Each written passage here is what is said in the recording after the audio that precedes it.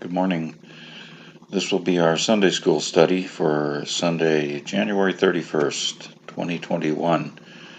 Today we're taking up in chapter 37 of Genesis to give us a little perspective, a little timeline. We're told in verse 2 that Joseph was 17 years old, so everything that comes from that point on happens sometime after his 17th birthday. We're going to go we're going to start in verse 3. Which says, Now Israel loved Joseph more than all his children, because he was the son of his old age, and he made him a coat of many colors. For all that Jacob had been through, he hadn't learned all the lessons that he might have learned. Remember that favoritism had been a problem when he was a kid. In Genesis 25:28, we read, And Isaac loved Esau because he did eat of his venison, but Rebekah loved Jacob. So here, when Joseph is 17 or older, we're not sure how far after verse 2, verse 3 takes place, but we see that Jacob was carrying on the family tradition of playing favorites. And it seems quite reasonable to say that his favoring of Joseph was not just because Joseph was the child of his old age. After all, Benjamin would have been much more so the child of his old age. But remember that Joseph was the firstborn son of Rachel, Jacob's favorite wife, and the wife he had wanted when he was tricked into marrying her sister. And it appears from what follows that Jacob saw Joseph as his firstborn because Joseph was the firstborn of the wife he had originally arranged to marry. Now, according to the KJV, Israel or Jacob made Joseph a coat of many colors, and the Quarterly writer claims it to be translated a richly ornamented robe. But there are some problems with these ideas. In fact, the Hebrew is pretty specific. First, the word many was added by translators. It's not there in the original. In your KJV, you'll see that the word many is in italics, and that means that it was added by the translators in an attempt to smooth out the reading. And the form of the word in Hebrew is a simple plural. If the word did mean color, then it would simply mean colors, not many colors. Just it wouldn't have any specification as to whether there were 2 colors or 45. But the Hebrew word, which is pasayim, doesn't actually mean color or colors. The root word is pas, which means the hand or the palm of the hand, and the word pasayim speaks of pieces of a garment that extend to the palm of the hand, otherwise known as sleeves. So one might ask, how do we get colors from this? Well, here's how. In the ancient Middle East, a man's garment was generally very simple. It was a tunic that was made by sewing together 2 pieces of fabric and then cutting a V shape for the neck hole and also cutting slots for the arms. The average man did not have sleeves on his garment.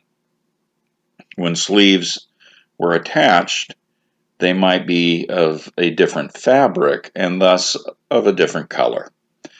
But it is the sleeves themselves and not the color really that is important.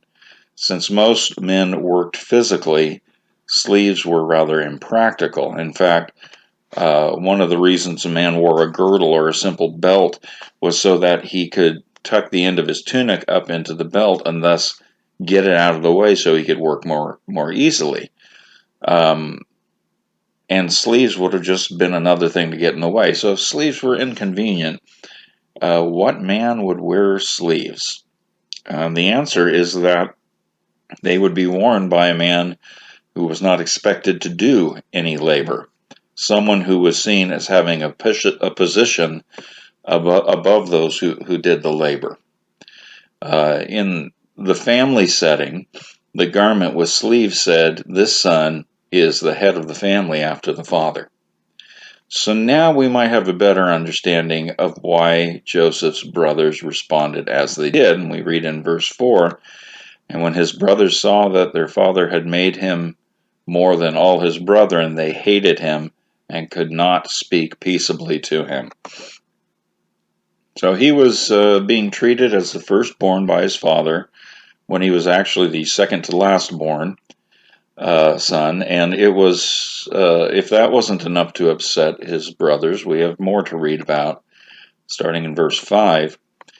"And Joseph dreamed a dream, and he told it his brethren, and they hated him yet the more. And he said unto them, Hear, I pray you, this dream which I have dreamed. For behold, we were binding sheaves in the field, and lo, my sheaf arose and also stood upright. And behold, your sheaves stood around about, and made obeisance to my sheaf.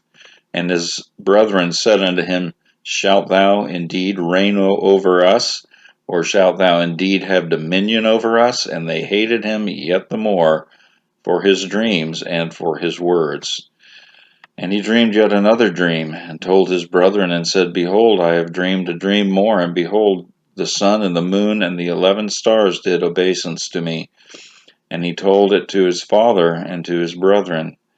And his father rebuked him, and said unto him, What is this dream that thou hast dreamed? Shall I and thy mother and thy brethren indeed come and bow down ourselves to the earth, to thee to the earth? Now, from our perspective, we know that these were prophetic dreams.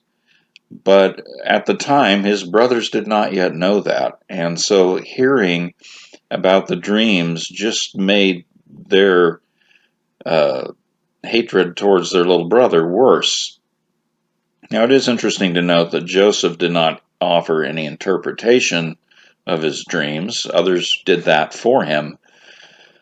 He may not have had an understanding of them, and if that were so, then one cannot find fault with him for simply sharing his unusual dreams. If he did understand, then his actions might be understood as being provoking.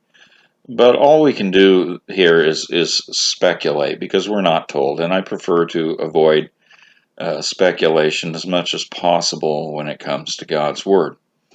So next we read that Joseph's father sent him on an errand, saying to him, Go, I pray thee, see whether it be well with thy brethren, and well with the flocks, and bring me word again. Strangely, it doesn't seem Israel was aware of the hatred his other sons had towards his favorite son. Maybe he thought they should just accept that Joseph was treated as the firstborn and favorite child, but they did not. So in Genesis 37, starting in verse 18, we read, And when they saw him afar off, even before he came near unto them, they conspired against him to slay him. And they said one to another, Behold, this dreamer cometh.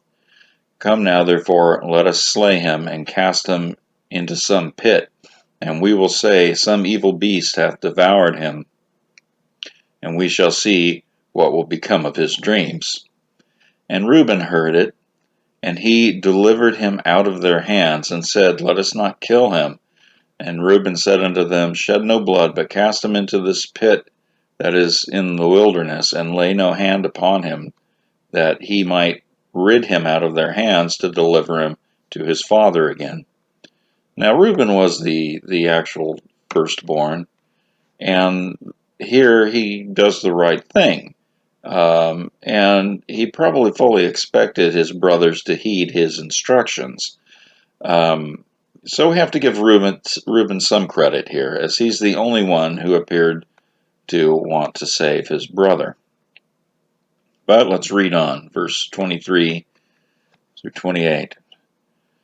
And it came to pass, when Joseph was come unto his brethren, that they stripped Joseph out of his coat of many colors that was on him, and they took him and cast him into a pit. And the pit was empty, and there was no water in it. And they sat down to eat bread. And they lifted up their eyes and looked, and behold, a company of Ishmaelites came from Gilead, with their camels bearing spicery and balm and myrrh, going to carry it down to Egypt. And Judah said unto his brethren, What profit is it if we slay our brother and conceal his blood? Come, and let us sell him to the Ishmaelites, and let not our hand be upon him, for he is our brother and our flesh. And his brethren were content. Then there passed the Midianites merchantmen, and they drew and lifted up Joseph out of the pit, and sold Joseph to the Ishmaelites for 20 pieces of silver, and they brought Joseph into Egypt. Clearly the brothers did not listen to Reuben, and then we read, starting in verse 29, And Reuben returned unto the pit, and behold, Joseph was not in the pit, and he rent his clothes. And he returned unto his brother, and said, The child is not, and I, whither shall I go? And they took Joseph's coat, and killed a kid of the goats, and dipped the coat in the blood, and they sent the coat of many colors, and they brought it to their father, and said, This have we found. Know thou whether it be thy son's coat or no. And he knew it, and said, It is my son's coat, an evil beast hath devoured him. Joseph is without doubt rent in pieces. And Jacob rent his clothes, and put sackcloth upon his loins, and mourned for his son many days. And all his sons and all his daughters rose up to comfort him, but he refused to be comforted. And he said, For I will go down into the grave unto my son mourning. Thus his father wept for him.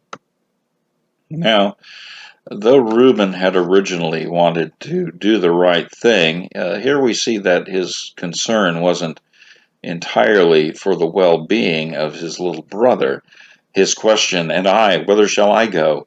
Implies strongly that he expected to be held responsible for Joseph's disappearance. How could he stand before their father? Maybe it would be better for him to just disappear too. But that didn't happen. Instead, all the brothers conspired in a terrible lie and led their family to believe that their father's favorite son was killed by a wild animal. What actually became of Joseph? Verse 36 says, And the Midianites sold him into Egypt unto Potiphar, an officer of Pharaoh's and the captain of the guard.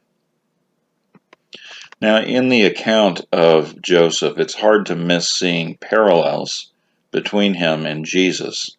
He was the beloved son, and his brothers hated him for that. He was given dreams that he would one day rule over them, and they hated him all the more. They turned on him, planning to kill him. It's interesting also that the idea of selling him came from Judah, and they got 20 pieces of silver for that. Now, in the New Testament, it was Judas, whose name is just another rendering of the name Judah, who went to betray Jesus to the Jewish leaders. And in Matthew 26:15 says, And said unto them, What will ye give me? And I will deliver him unto you. And they covenanted with him for 30 pieces of silver.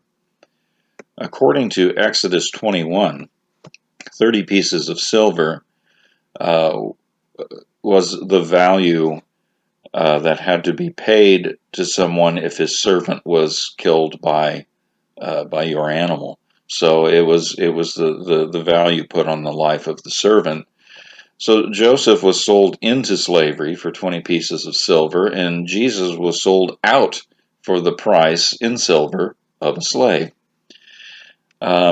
As we know, the account of Joseph does not end here, just as the account of Jesus' first coming did not end when he was betrayed and crucified. Many believed Joseph to be dead, and later many would believe Jesus to be dead.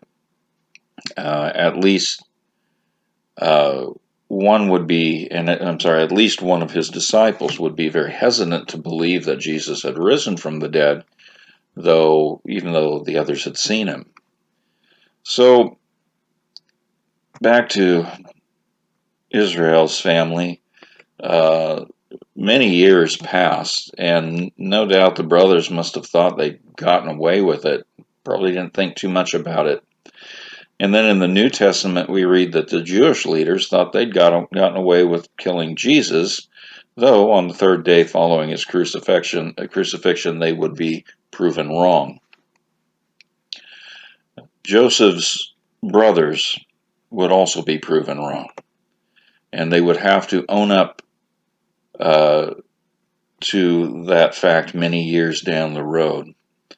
So one thing we have to consider here is we should never think that our past can't come back to haunt us, as they say. There are many things we can learn from Joseph's brothers, and most of them are lessons in what not to do. Don't scheme against anyone else. Don't be jealous. Don't expect to get away with any dishonest scheme. But in the end of the account, we will be reminded that we should never think that God does not know what he is doing. He knew what he was doing in the case of Joseph. He knew what Joseph's brothers were going to do, and he knew how he could use that. God also knew what he was doing in the case of Jesus. Jesus being arrested and condemned to crucifixion was not a surprise. Jesus came into this world knowing that would happen, and in fact, he came into this world so he would die for our sins. And the thing is, God still knows what he's doing today. So let's always remember that, no matter how upsetting the world around us may seem, no matter what we're enduring, God still knows what he is doing. Thanks for tuning in. Have a great day. God bless you.